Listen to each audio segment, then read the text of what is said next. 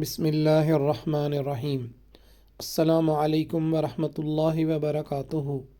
اللہم صلی علی محمد وعلی آل محمد۔ فضائل اعمال، حکایت صحابہ رضی اللہ تعالی عنہم۔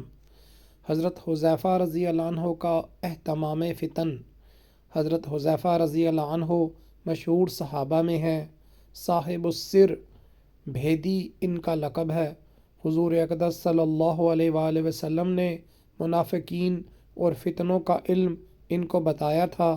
کہتے ہیں کہ ایک مرتبہ حضور اقدس صلی اللہ علیہ وسلم نے قیامت تک جتنے فتنے آنے والے ہیں سب کو نمبر وار بتایا تھا۔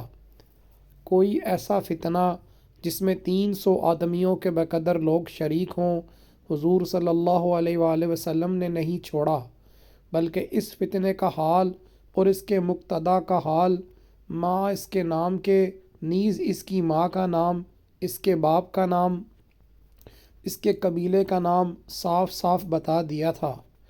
حضرت حذیفہ رضی اللہ عنہ فرماتے ہیں کہ لوگ حضور صلی اللہ علیہ وآلہ وسلم سے خیر کی باتیں دریافت کیا کرتے تھے اور میں برائی کی باتیں دریافت کیا کرتا تھا تاکہ اس سے بچا جائے۔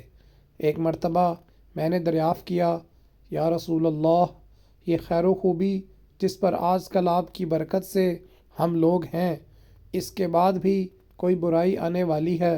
حضور صلی اللہ علیہ وآلہ وسلم نے فرمایا، ہاں، برائی آنے والی ہے۔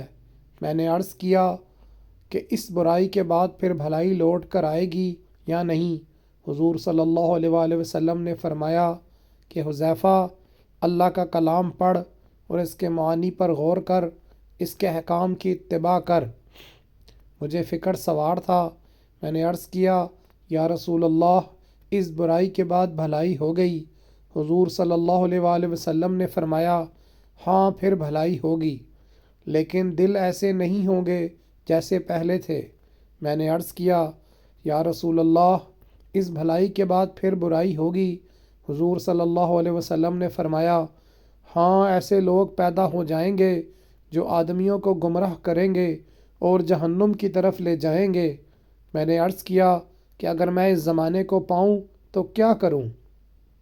حضور صلی اللہ علیہ وآلہ وسلم نے فرمایا، اگر مسلمانوں کی کوئی متحدہ جماعت ہو اور ان کا کوئی بادشاہ ہو تو اس کے ساتھ ہو جانا، ورنہ ان سب فرقوں کو چھوڑ کر ایک کونے میں علیحدہ بیٹھ جانا یا کسی درخت کی جڑ میں جا کر بیٹھ جانا اور مرنے تک وہیں بیٹھے رہنا۔ چونکہ ان کو منافقوں کا حال حضور صلی اللہ علیہ وسلم نے سب کا بتا دیا تھا، اس لیے حضرت عمر رضی اللہ عنہ نے ان سے دریافت فرمایا کہ میرے حکام میں کوئی منافق تو نہیں؟ ایک مرتبہ انہوں نے عرض کیا کہ ایک منافق ہے، لیکن نام نہیں بتاؤں گا۔ حضرت عمر رضی اللہ عنہ نے ان کو معزول کر دیا، غالباً اپنی فراست سے پہچان لیا ہوگا۔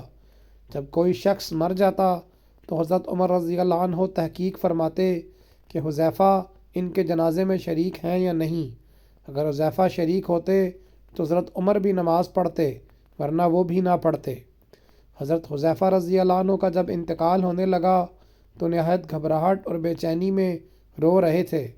لوگوں نے دریافت کیا، فرمایا کہ دنیا کے چھوٹنے پر نہیں رو رہا ہوں، بلکہ موت تو مجھے محبوب ہے، البتہ اس پر رو رہا ہوں کہ مجھے اس کی خبر نہیں کہ میں اللہ کی ناراضی پر جا رہا ہوں یا خوشنودی پر۔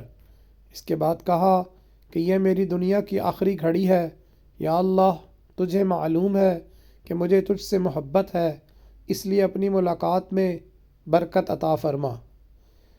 بس بھئی، اللہ سبحانہ و تعالیٰ جو کچھ پڑھا سنا اس پہ عمل کرنے کی توفیق نصیب عطا فرمائے، اور اپنے نیک بندوں یعنی صحابہ کرام رضی اللہ عنہم کو جو اخلاص اللہ پاک نے عطا فرمایا تھا اس کا عشر عشیر ہمیں بھی نصیب عطا فرمائے۔ جزاک اللہ خیرہ۔ السلام علیکم ورحمۃ اللہ وبرکاتہ۔